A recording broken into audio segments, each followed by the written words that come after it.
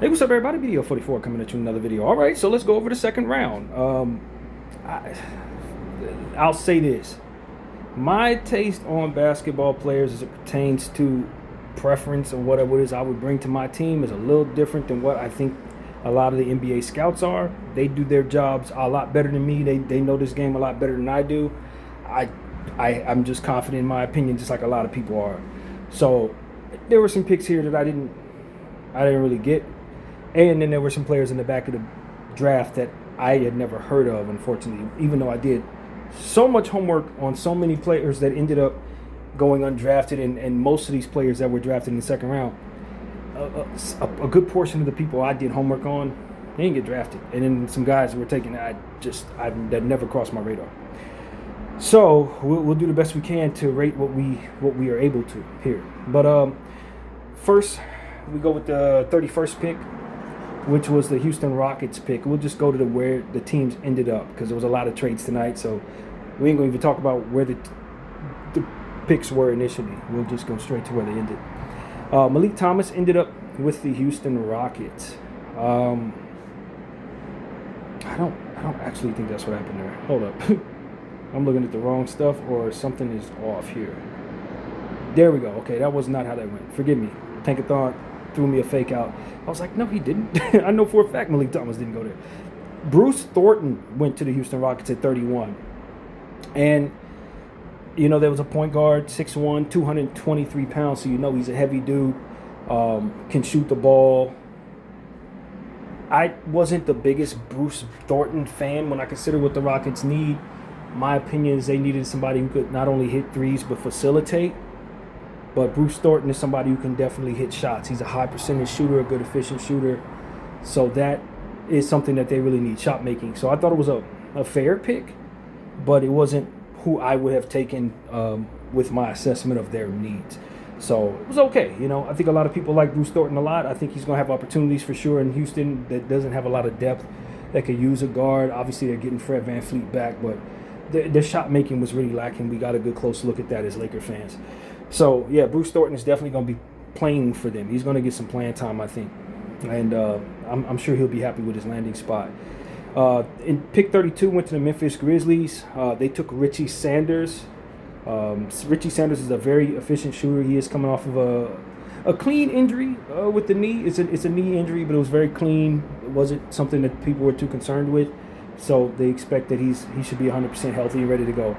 And I like him as a shooter. I wasn't as high on Richie Sanders as a lot of the pros are. There's a lot of people who are really into the draft, seeing that they're much higher on Richie Sanders than I am. But I think he's another fantastic shooter, somebody who's going to be very efficient, somebody who's going to come and be ready to help right now. Not the highest ceiling, but a very strong floor of efficiency.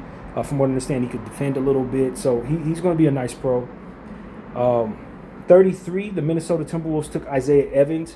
Of course, we like Isaiah Evans as a shooter. Questions are about what else he brings to the table other than movement shooting, off-ball shooting. He's a sniper, but there's some intangibles to his game that you would love to see improve in order to feel as confident as maybe you would want to take him in the first round. So he ended up falling in the second round to the Minnesota Timberwolves, who probably would have taken him if they didn't make the Randall trade that ultimately sent them back from, I think, 28 or 27 to 33. So they ended up getting their guy anyway, traded down, and it all worked out. Here's the problem for me with this pick. There's two things wrong with this pick for me. One, Isaiah Evans is a movement shooter, and they don't really have facilitating players on their team. They gave one of them away in Julius Randle. I don't really think they have the player that's looking to make plays for others. Ant-Man, of course, is improving every year in that regard. He's gotten a lot better at it. But his game is I'm looking for mine. I'm going to get my shot. I think you can say that Ayo Dosunmu was a facilitator to a degree. And he'll probably have a bigger role this year. Obviously, you have to sign a nice contract with them. So maybe he can be somebody that can find Isaiah Evans. But I really wanted to see them get the facilitating player on this roster that's looking to make plays for others. Mike Conley might still be responsible for that. Mike Conley should probably be retiring any day now. So I wanted them to kind of go with a guy who can more so create for himself. I was hoping they would go with Malik Thomas because I think Malik Thomas can play off the ball and create for himself. And I just see Isaiah Evans as somebody who's looking to catch passes in the shooting pocket and then can do the best work that way. So I just don't see the facilitator. Who the hell's getting him the ball? And then the other aspect of this that I don't like is it's not personal to Isaiah Evans in any way. This is more so about the Minnesota Timberwolves. Their coach doesn't play young players at all. Like, he's worse than J.J. Redick in that regard. Isaiah Evans ain't gonna get on the floor. He ain't gonna get on the floor.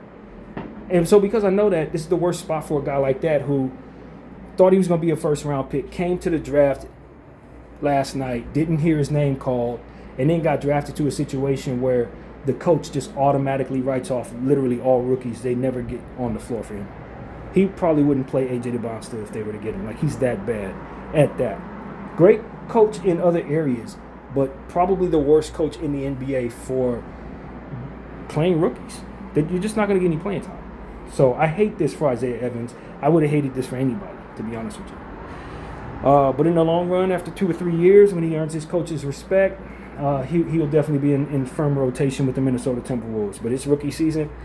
He'll be lucky to play 3 games this season. No exaggeration. All right. So 34, Cleveland Cavaliers ended up with Malik Thomas. I like Malik Thomas a lot. Cleveland seems like a fair spot for him. Not my preference for where he would go. But I do think that when you're considering Cleveland, one of the things that they can do is look at James Harden's age and say, you know what, this guy's going to be moving on soon. Do we have his successor in place? Do we have somebody we can groom to kind of take his spot someday? And so I think Malik Thomas is primed for that role. I think that Malik Thomas is a very talented scorer. And I've been on record saying more than once that I think his upside, his highest ceiling is all-star. So I don't know if he's been capped off in Cleveland. Cleveland's kind of a iffy team as it pertains to that sort of thing. But I think when you add Malik Thomas to this team, you find significant more scoring power on a Cleveland team that was already pretty good. Good playoff team. Added another lethal scorer to add to that second unit, third unit. I hope Malik Thomas can earn his coach's trust early so that he can be their sixth man. I think he's talented enough to be in second units. I know that they have guys that they use. I don't know who they're bringing back. I don't know how their books look, but they do have a lot of guys in rotation that ultimately you can see probably taking minutes away from Malik Thomas early on. So I would not be surprised to not see him very much this season, but I think he's ready to contribute. And his talent level is going to get buckets, easy. So the starting role isn't there, but the six-man role is a potential thing for him in Cleveland. How soon he plays, who knows? Who knows? Rookies, you can expect, especially second-round rookies, you don't expect to see them the first year. But Malik Thomas is somebody, if he were in a situation that played him a lot, I think he would do a lot. He's very talented. All right, the Denver Nuggets took, with the 35th pick, Trayvon Brazile, 6'10", 226 out of Arkansas. That's 2 Arkansas Razorbacks taken back-to-back. I like Trayvon Brazile a lot. His second season was stolen from him with a leg injury, I think, or something like that. But then really stepped back into it, healing from that, and played extremely well. Long arm, hyper defensive from what I understand, can catch lobs, run the floor extremely well. Can shoot the 3-ball pretty good. So Trayvon Brazile is somewhat of a unicornish type of player, and I think he's going to be a nice target for Jokic. What the Nuggets needed, in my opinion, were people who could connect on shots. People who can, again, be threats off ball for Jokic. And I think Trayvon Brazile is going to be able to do that while simultaneously providing them the much-needed rim protection that they ultimately could provide. They need for their team as well. So I think they got better tonight with Trayvon Brazile. I definitely like that piece. He's good for pace. He's going to run the floor well in Denver. That's going to be a really nice piece for them. All right, the Clippers took Baba Miller at 36. Baba Miller, 6'11", kind of profiled the same ways as Trayvon Brazile, to be honest with you. They're kind of similar.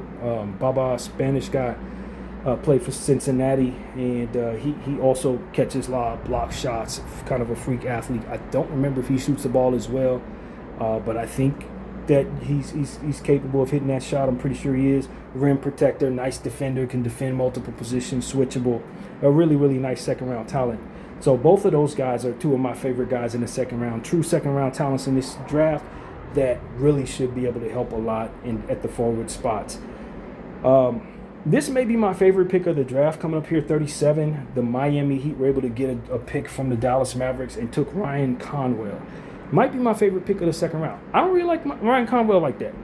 But when you consider what the Miami Heat just did, bringing in Giannis Antetokounmpo, and you look at their roster and you see they don't have any damn shooting, and then you look at Ryan Conwell and you realize he's probably the most efficient shooter in the second round. Ryan Conwell is known for hitting threes. He's a sniper, a laser of catastrophic proportions. And he's going to be on the floor for the. He immediately comes in and maybe they're like 8th or 9th best guy right now. And to get that type of value in the second round when you didn't even have the pick, this is awesome. Ryan Conwell is going to be coming into a situation where they need him to be exactly who he is, and because they're lacking depth so much, he's going to have opportunity to be one of the more productive rookies in the NBA. If he's a top 10 rookie at the end of the season, I wouldn't be surprised, because in theory he should be on the floor a lot for Spoelstra, just to provide the spacing that Giannis is going to need, because ain't nobody else on that team could actually shoot. He's the best shooter on the team, y'all. Ryan Conwell is currently the best shooter on the Miami Heat.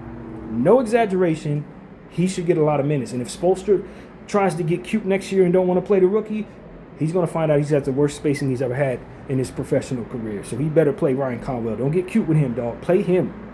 Don't play yourself. Play Ryan Conwell. All right. Pick 38, Pacers, Braden Smith, 5'11", 167. I really like Braden Smith. He's a smaller guard, of course, but he really, really specializes in orchestrating, getting the ball to other people, particularly bigs. Purdue is known for having 7'3" guys and stuff like that, so he's going to be great for finding Zubats, finding whoever else they have on that roster. Obviously, they got Halliburton coming back, but if for some reason Halliburton has issues with his injury going forward, you got another facilitating point guard that's going to keep the offense popping, who's going to be excellent, a cerebral coach on the floor type guy who's just specializes in hitting shots and finding others. So I really like Braden Smith. Did homework on him, of course, and I just think he's very smart. He's going to be a part of a Pacer team that's hoping to get back to playoff contention right away, and he's going to help a lot with that. I don't know what their situation is with T.J. McConnell. He may have to play third string behind T.J., but if for some reason T.J. moves on, Braden Smith is more than capable right now of coming in and keeping the offense going and making sure everybody gets the ball in their spots. So this is a good player for the Pacers, a serious team who's going to need players to find Zubats and find some of their other guys. This is a guy who can definitely help with that. Good player to have. All right, another one of my favorite picks of the night, the champion, NBA champion, New York Knicks, number 39, took Jack Kyle, 6'4", 189. Alba Berlin is where he played, a point guard. Jack Kyle is probably a first-round talent. He's a young guy, awesome player, can pass the rock, can shoot the ball, has some defensive chops, really well-rounded. Just a showman, very fun to watch highlights on this dude. The New York Knicks are absolutely going to adore this basketball player. They're going to adore him. I think Mike Brown is going to love him, the pace and fire that he plays with, the energy that he brings to the table, the shot making. This is going to be somebody that they're going to have in regular rotation before it's over with. They found him in the second round, but they got a gem, an absolute gem. And I know New Yorkers don't know who this guy is right now, but give it a year. By the end of the season, they're going to be screaming this guy's name and saying this is a fantastic addition to an already championship situation. Jack Kyle, one of the picks of the draft for sure. Number 40, the Boston Celtics took Dylan Mitchell, 6'8", 202 out of St. John's. This is my least favorite player I did homework on. I know they like him. They took him in 40th overall. He's highly touted. He can defend. He's a really nice dunker, athlete. Runs the floor well, can rebound, defend, but cannot shoot at all. He's a terrible free throw shooter. He's a terrible three-point shooter. And he's not really great at I think he actually can finish at the field because he dunks a lot. But having issues from behind the arc and the free throw line that are severe. And then there was another deficiency. I don't remember what it was. I think he turns the ball over or something. It was just too many different things coming together and making me think, yo, this is not a good basketball player. I remember walking away from it saying I would not draft this person. I don't care how many people tell you he's good. I'm cool. Because I just think at the end of the day, when you have players that are lower on the efficiency scale of things, you could put a good defender on the floor. But if he's terrible at all the things in regards to putting the ball in the hoop, he's going to get played off the floor. You know what I mean? So that's my take on him. He has a great body for it, nice athleticism, defensive chops is all there. And a lot of people like that type of archetype. But this particular player, Dillon Mitchell, had too many conflicting deficiencies for my liking. I would not have drafted that player. Maybe Boston proves me wrong.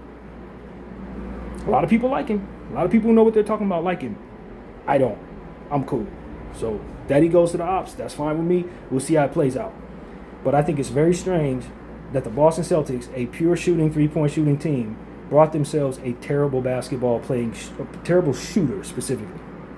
Why a team that plays Missoula ball would want a wing that cannot hit any shots at all, that aren't within 3 feet of the basket? That's weird to me. But we're going to see how it plays out. He's definitely a nice wing. He's going to catch lobs. You know, he has the body for it. They're just going to have to really reimagine his shot in order for him to even make it in Missoula's system, and I just don't think he will. So we'll see how that turns out. Number 41, Otega Oweh, shooting guard out of Kentucky, goes to the Oklahoma City Thunder. I like this pick for the Thunder because they needed some wings. It's been pointed out to me, and I didn't realize this until very recently, that they really are a little slim in the wing department. They've moved on from Wiggins now. They're probably going to be moving on from, who else? There's somebody else that they're moving on from at that wing spot. There's a couple players that are moving on from the guard and wing spot, and from what I understand, they just didn't have many wings. So Otega Oweh, a shooting guard who specializes in defense and running the floor, rim pressure, is going to give them a different look and provide somebody that can play a little bit of that three spot, play the wing well. When J-Dub sits down, they have people that can do it. You know, that's really what it comes down to. AC's getting a little older. Like I said, Wiggins is out the door. Dort probably out the door. You know, outside of J-Dub, they're going to be asking guards and forwards, big forwards, to play the three spot. So Otega Oweh comes in and immediately allows for them that opportunity. And I think this is going to be a nice player for the OKC Thunder. Very nice player. All right, number 42, the San Antonio Spurs took Jacoby Gillespie, 6'1", 182. Fantastic athlete, 6'1", highly conditioned athlete. Played football, very, very physical. Just a really, really good athlete, man. And he can play ball. He's definitely a good facilitator. He can put pressure on the rim, you know, run like the wind, very, very quick. I just really like everything I saw from Jacoby Gillespie, and I think he's going to be fantastic in that rotation of the San Antonio Spurs when he fully develops. It's going to be hard for him to make that rotation, obviously, with how much depth they have. Clearly, they got plenty of guards, so he's definitely got a ceiling of being a backup in that situation.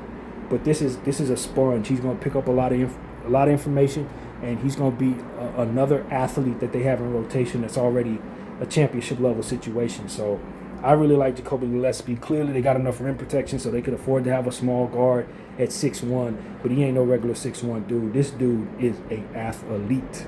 He could play multiple sports at a very high level and just so happened to choose basketball, and he's good at it. So, yeah, this is a good, talented player.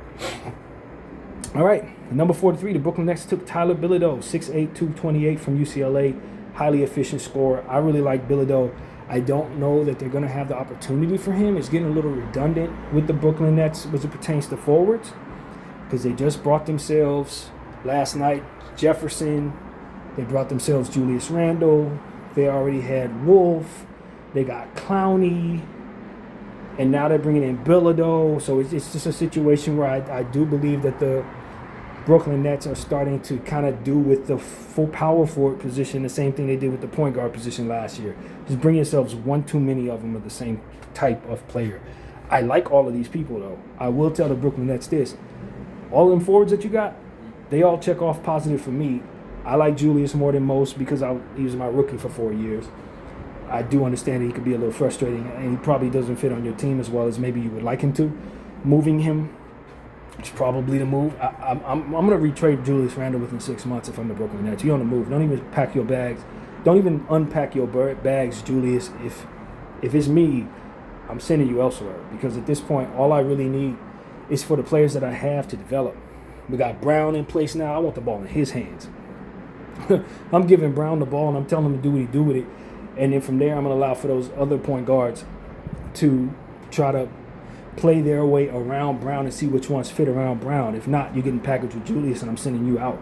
Some of them dudes they drafted last year, they don't need all them people, man. What's his name out of BYU? He's a young guard. Kind of ended the season with an injury. He was a high lottery pick. I don't know that he fits on this team like that anymore. I want the ball in Brown's hands. They also picked up, of course, Traore. I think he's a nice pace guard. He's going to fit in a lot of situations. Got to see what happens with that. So Brooklyn's a very interesting case for me. I can get into them and their roster all day long, but they picked up a highly efficient forward, and they're slapping him next to other highly efficient, intelligent forwards. So Brooklyn's going to be a very smart basketball team. I know people don't see it coming, but when you pick up Bilodeau, pick up Jefferson, pick up Brown, these are high IQ basketball players that know what the hell they're doing, man. Wolf, you're starting to put together a tandem of intelligent bigs. Not very athletic. They're not jumping out the gym. The only one that's really doing that is Julius. But they're going to be low to the ground and high IQ. Low to the ground, but high IQ. Very interesting stuff that Brooklyn's putting together. Very cerebral passing stuff going on. And because they have Brown now in place, who's a pretty efficient shooter for certain, and then you look at Porter, who's also highly efficient, and you got all these playmakers, I think the Brooklyn Nets are starting to put something together. They're going to have to shave off the stuff that doesn't fit. They're going to have to shave off the redundancies. They're going to have to move on from certain players that they've kept a little longer than they should have. I don't know if Clowney's still somebody I want in that rotation as well. They got some stuff to get rid of for certain. But I really like Bilodeau a lot. He probably wouldn't be the first person I'd move on from if I'm the Brooklyn Nets. Given what I've seen from Bilodeau, he don't miss much, man. And so him, Jefferson, Wolf, all of that's really interesting to me. I like a lot of that. They just got to move on from some stuff. All right. San Antonio Spurs took a player that I thought may end up a Spur. Malik Brown at the 44 spot in this draft. Goes to the Spurs. Man, the rich get richer. Just another fantastic defensive player. He's not much of a scorer, but they don't really need scores. You talk about, to me, the Spurs probably did the best of anybody in the draft, man. When you consider defense, rim protection, they really, really made themselves so much better with this draft. Picking up Reed, Quaintance, Brown. These are some of the best defenders in the draft. Malik Brown's one of the best defenders in the entire damn draft in the second round. That's what he's known for, is stealing the ball. He's a fantastic passer, nice athlete. Probably doesn't find himself aggressive enough scoring the ball to really be somebody that you think could be a real star. But in every other area of the game, including IQ, he's got some superior talent, man. I know what Malik Brown can do, and that he's going to a team that I think is just probably the favorite to win the championship next year, the Spurs. They got so much better, y'all. Malik Brown just compounds more of that. Malik Brown and Jacoby Gillespie just compound more of the same. They just got so much better, man. So, yeah, if they were to play that series over again, between them and the Knicks, I don't know if it's still going to go the same way after what they just did. I don't think so. The Knicks would have a much more difficult time if Reed, Quaintance, Brown, and Gillespie were in rotation. It would be a entirely different story. So take that for what it's worth, man. All right, next pick, Emmanuel Sharp goes to the Kings. I like this a lot. Emmanuel Sharp is a guy who's a sniper who also plays defense.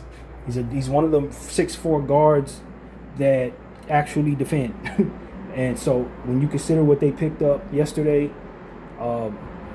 obviously we're talking about Darius Acuff, who can't defend worth a damn, but is an excellent scorer. And then you're talking about Alex Karaman, who's a nice forward, who's also very efficient.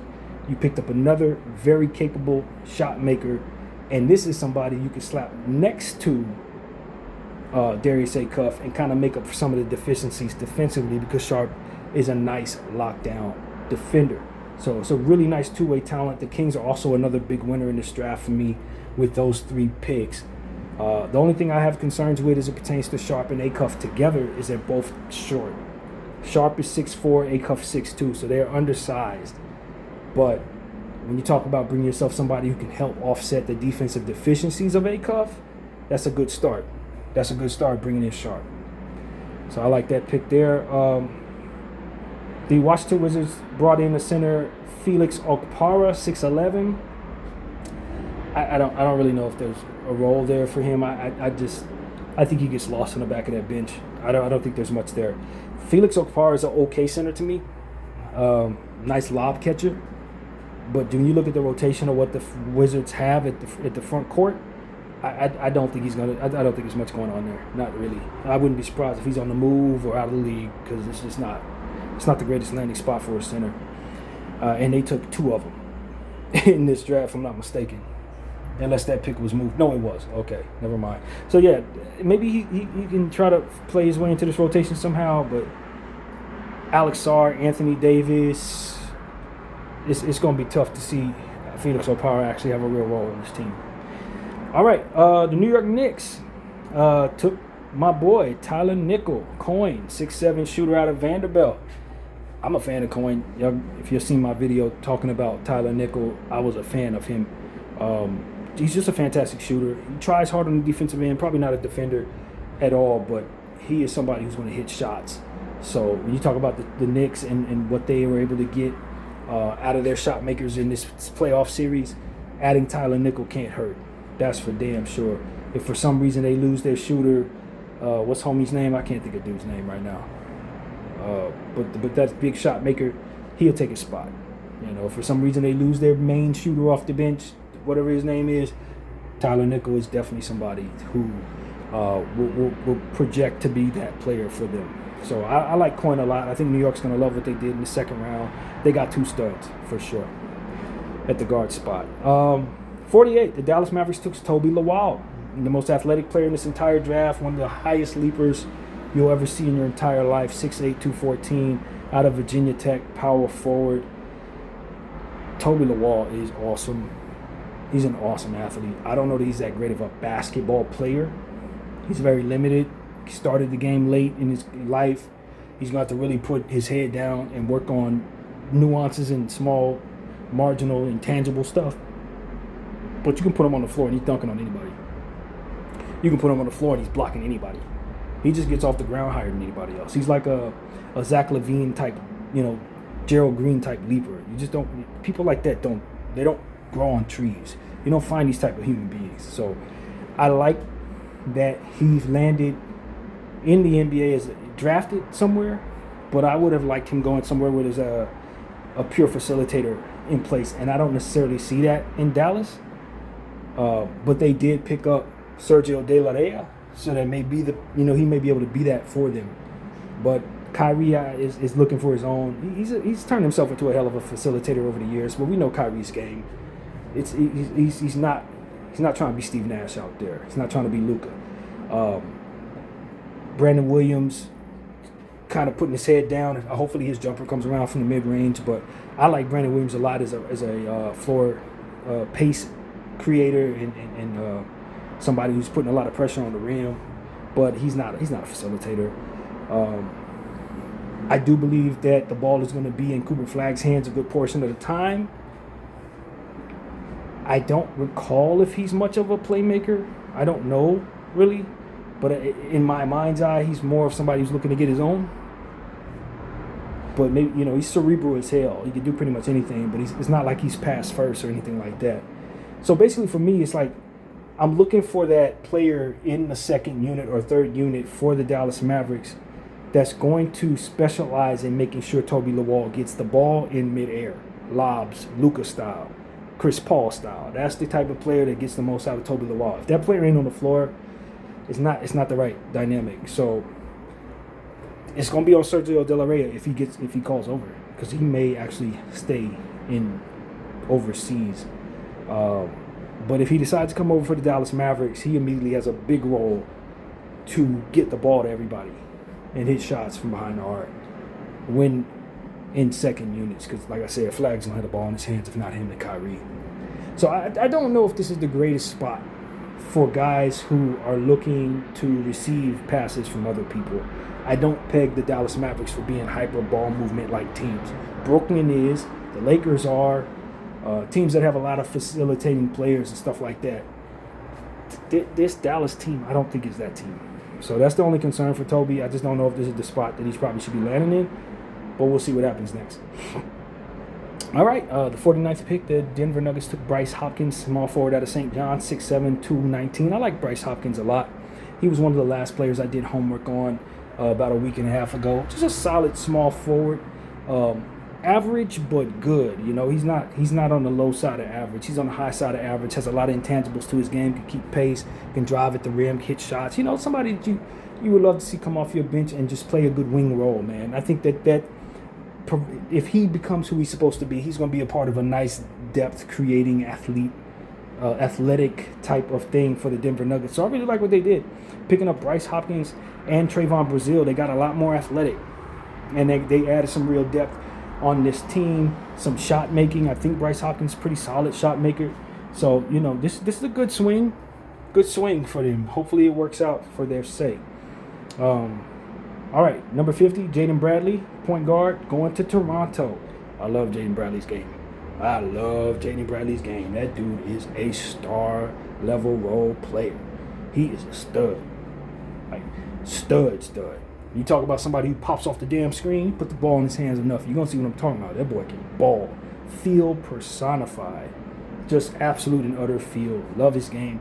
I don't know if he's going to get the opportunities in Toronto because, you know, they still have Quickly. They still have who they drafted last year at the point guard position. Obviously, they got Scotty Barnes and all the forwards. Now they got Graves, who's also going to need the ball in his hands. There's a lot of stuff there in Toronto that's going to have to make some sense. RJ Barrett's still there. So it's a lot of people that need the ball in their hands. But Jaden Bradley, if he ever gets into the right situation where you can ask him to like just be the point guard for second units, woo, y'all going to see something special with that dude. He is really fun to watch. Drake and them going to love Jaden Bradley. Trust me when I tell you. They going to love him out there in the 6. All right. 51, Isaiah Nelson is headed to the Orlando Magic. 6'9", 219, power forward, center, freak athlete, shot blocker, rebounder. He got a lot of credentials. I think, if I'm not mistaken, he got some type of like double awards that had never been given to anybody in the state of Florida or something like that. Defensive player of the year and most improved player or something like that at the same time. So he really is a decorated guy, 4-year guy out of South Florida. I really enjoyed Isaiah Nelson's highlights. I have a feeling that he's going to be somebody in the NBA. I told people that when I did homework on him. And hopefully he'll get opportunity with the Orlando Magic. They have a lot of size. He just adds to it. So if for some reason they're moving on from Jonathan Isaac, you can see a guy like Isaiah Nelson maybe trying to groom himself to becoming that type of piece for them. Power forward, center combination, just another big body on an already massive basketball team. I think the Magic really need a facilitating point guard. Let's see, somebody like a Braden Smith or a, Jacoby Gillespie. I kind of wanted to see them go in that direction because I think that's really what they're missing, is somebody who's looking for others, sort of like we said about Dallas potentially. But they decided to go big once again, shot blocking. They love shot blocking down there in Orlando. So it's not overly surprising to see them continue to neglect the facilitating aspect of the guard position. But they are going to have to address it. I do believe that Anthony Black profiles to be somebody who can facilitate the basketball. But outside of that, I don't really think any of their players really do. So they need more they need more ball movement. They need more players who are looking for other people. It's a lot of chaos in their offense, and they're still neglecting to find that facilitator that can make everything come together. So a little bit of a failure on their part going after Isaiah Nelson instead of getting that type of piece. But who knows what they do in the offseason. Maybe they can address it somehow, but they need to do that. They're severely lacking in the ball movement department, in my opinion. Too many me's, not enough us's in Orlando. All right. And then the 52nd pick went to the Atlanta Hawks. They took Henry Vesar. Yes, Henry Vesar fell to 52. The guy that people thought was going to go to 25 to the Lakers. A lot of Laker fans said, we need Henry Vesar. No, you should definitely have not taken Henry Vesar with the 25th pick, because Henry Vesar fell all the way to 52 with Atlanta. Now, the Lakers, we'll talk about this probably in a separate video. We tried to get a pick to put ourselves in a position so that we could draft a center around this range. And Vesar was actually traded initially from, I think that pick was initially with Cleveland. I think Cleveland initially moved it to the Clippers or something like that. And then the Clippers moved it to Atlanta. And that's ultimately where Vesar landed. So the way it was described was that the Clippers essentially saw the Lakers top into the draft at 56, knowing that we needed a center, seeing that the center that we were projected to get was falling this far, and they hopped in front of us to ensure that we didn't get that player. So the Clippers kind of, hated on the Lakers again. If you're a Laker fan, we're used to them doing this. They've been doing this to us for 30 years now. It's just what they do. So it's frustrating, of course, but it's not surprising. So that's kind of how Vesar found his way in Atlanta. I also understand that his stock tanked because his agent was telling people not to draft him because they wanted to go to a certain spot. So it wasn't organic droppage. It wasn't health related. It wasn't off the court related. They were trying to navigate him somewhere. I don't know that Atlanta is where they were trying to navigate him. Maybe it was. But he ended up in Atlanta. And the 53rd pick went to the Detroit Pistons, ultimately by way of the Houston Rockets. They took on Gunnar Onyensu, the player that I actually wanted. I was hoping the Lakers would be able to get. I think that was also who the Lakers were targeting. If they couldn't get Vesar, they were hoping they would get Onyensu. And Onyensu and Vesar went consecutively right before we could pick. He goes to Detroit and provides some insurance for their center position. They did, in fact, move on from Beef Stew today. One of them picks that went to Memphis ended up being a part of this trade that sent Beef Stew to the Memphis Grizzlies. And ultimately, I think this pick is supposed to kind of replace Beef Stew in a way, or provide some depth that ultimately would be realized in that regard. They still got to figure out if they're going to be able to resign Jalen Duren. So Gene Onyensu is a shot blocker, one of the best shot blockers in the draft. This player provides them some insurance for what they've lost in that regard. So very good pickup for the Detroit Pistons. Very unfortunate for my team, obviously, but a good pickup for them overall. All right, 54, the Warriors took LeJay Jones. I've never heard of this human being in my life. All the human beings that I did homework on in this draft, and they took a dude I had never heard of. I don't know who the hell this is, but hope it works out for him. Florida State shooting guard. Next up for the Clippers, they took Nick Martinelli.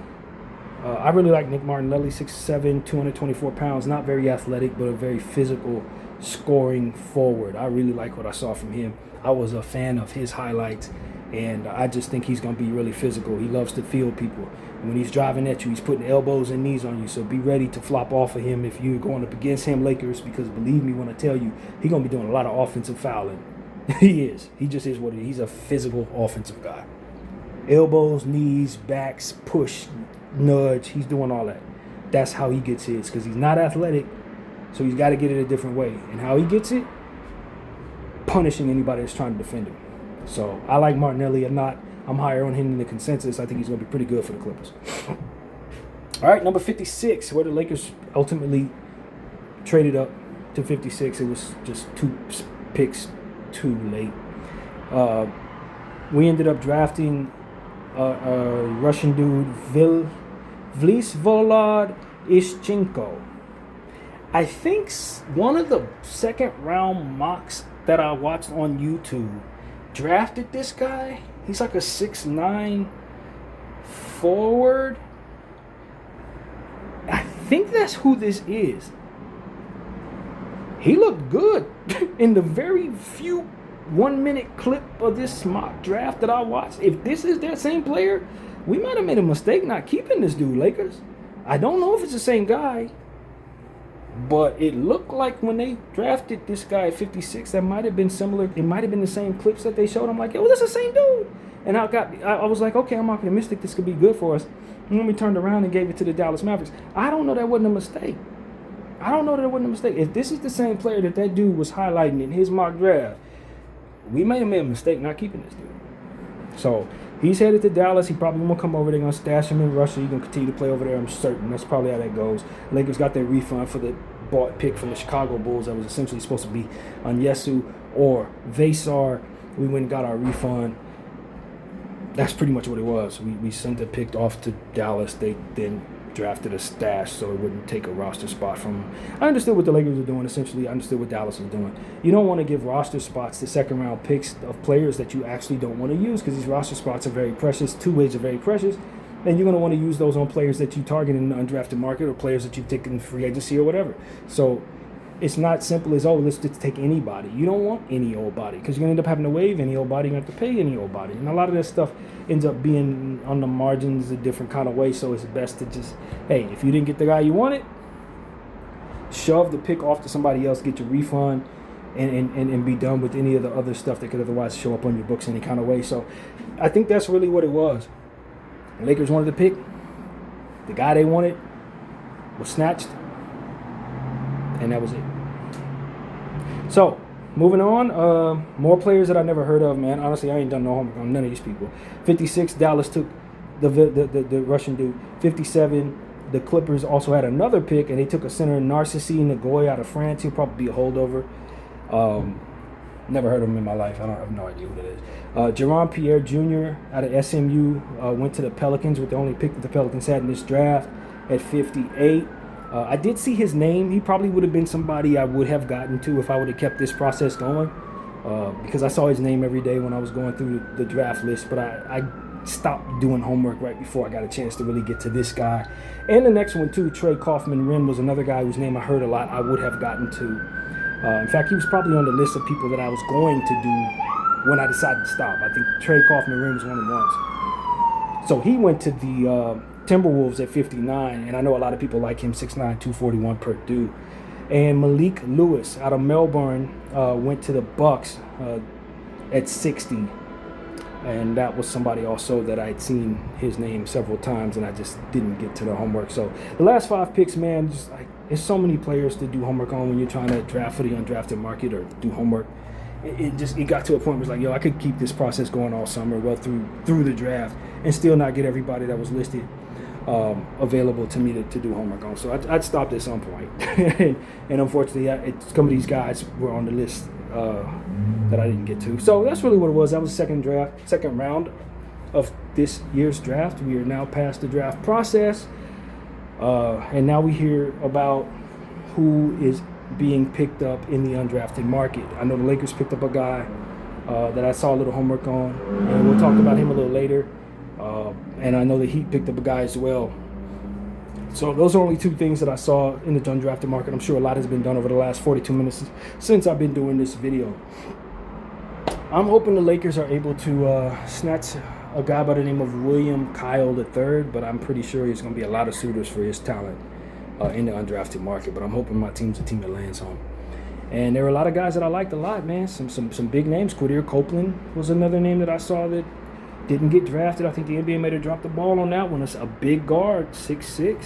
Had a fantastic year. Can do a little bit of everything. Probably should be in the undrafted market. Picked up very soon.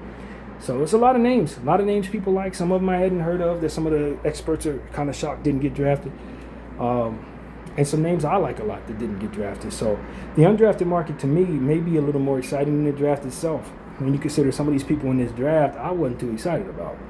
And so that's really my take on things. We'll see if these scouts are thinking like I'm thinking, or if some of these guys are going to be in the G League or just overseas with what I think is a lot of upside. NBA scouts, people have their opinions, just like myself.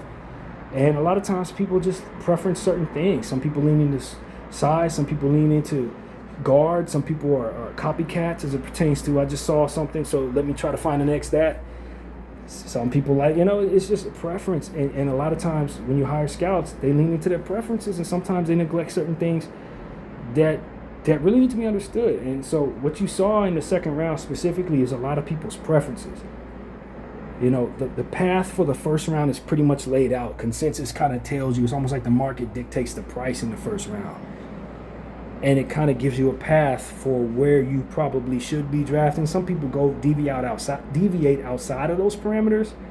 But generally in the first round, it's more so like, okay, let me follow what the price of these players are worth and kind of stay in these parameters.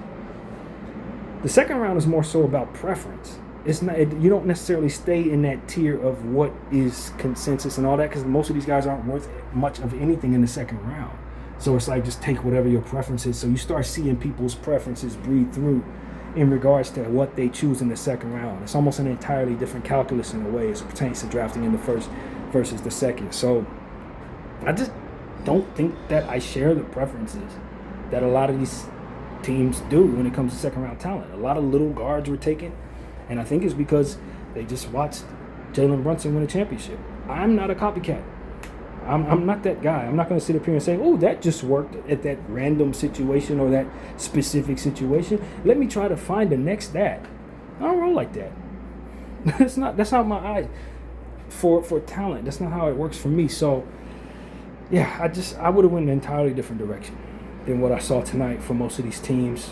Good most of them. So, it just is what it is, man. Kind of an underwhelming second round for me. But overall, I had a good time learning about these players. Can't wait for Summer League. I believe that starts on the 7th of July or something like that.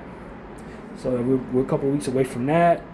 We can start looking at drafting fantasy basketball teams, although it's a little early for that right now. We can start thinking about it since we already know who all the rookies are at least. Free agency, of course, will tell us a story of what's happening next.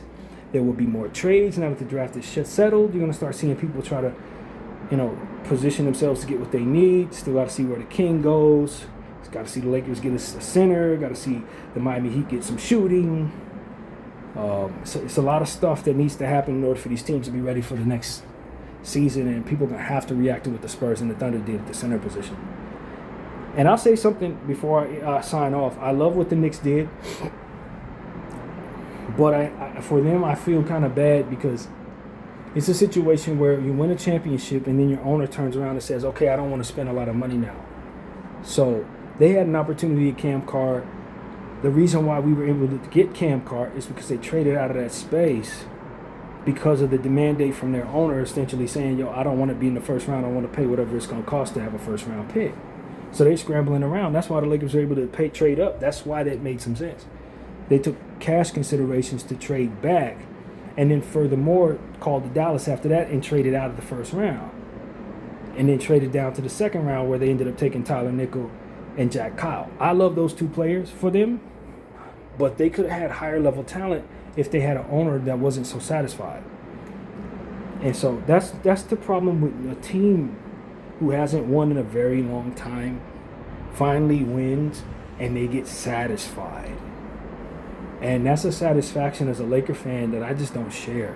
When I win a championship, it's my responsibility to immediately get back to work to assure that we have an opportunity to win a consecutive championship.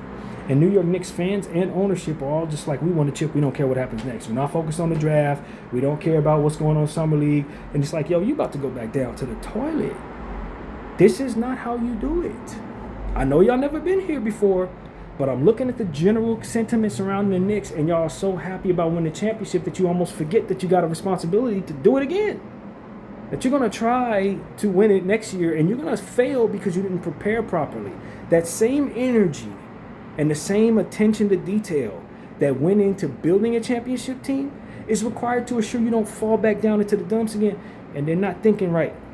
They're not thinking properly. I'm telling you, the New York Knicks as a whole, fans and ownership, they're not thinking right. When you win a championship, you do not breathe a sigh of relief and act like you ran to the mountaintop and that's it. You got to stay there, or else you're going to have some very disappointing seasons.